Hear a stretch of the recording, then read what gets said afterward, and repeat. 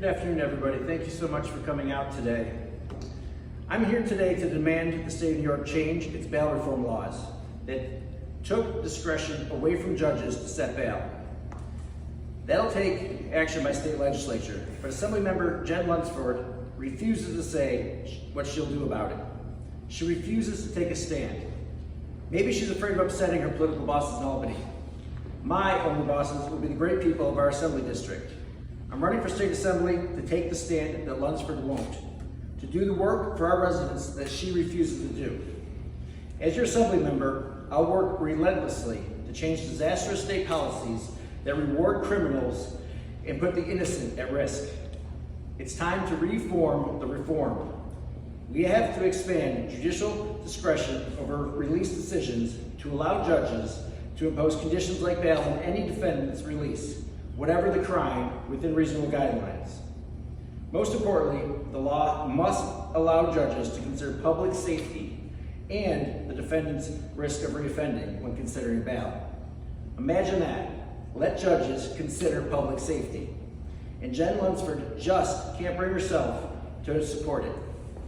49 other states support it, but not New York, not Jen Lunsford. Well, I support it.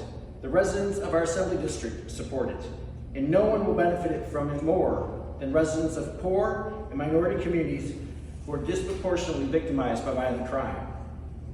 In this, more than ever, we have to put people before partisanship. Keeping people safe from crime is not a partisan issue. It's an issue of common humanity. It's not a Republican or a Democratic thing. Sheriff Todd Baxter, a Democrat, calls for change, but not Jen Lunsford. Rochester Police Chief David Smith calls for change, but not Jen Lunsford. Of the recent shooting of a 3-year-old, County Executive Bello, a Democrat, said, and I quote, "To know that the shooter was a convicted felon who should have been in jail, but was out on the streets because he's somehow still waiting for sentencing. If you're not outraged, then you're not paying attention." And what from Jen Lunsford? Silence. Crickets. Is she not outraged, or is she just not paying attention? Either way, it disqualifies her from public office. Now, if anyone tries telling you the crime explosion is coming to the suburbs, they're wrong. It's not coming. It's here. With Lowe's and Home Depot reporting some of their highest shoplifting loss in the entire country in Penfield, Webster, Macedon, and Victor. It's here. When big box retailers in our towns no longer bother reporting shoplifters because they're released immediately under bail reform and then come right back to do it again, it's here. With home invasions in Pittsburgh in the course of the year, it's here. With multiple carjackings in Parrington and Pittsburgh, it's here.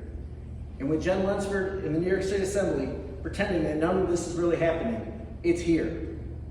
To believe that bail reform does not increase crime, you have to believe that someone is no more likely to commit a crime when they know they won't be locked up than as if they know. If you think that, your argument's not with those of us who want change. Your argument is with human nature.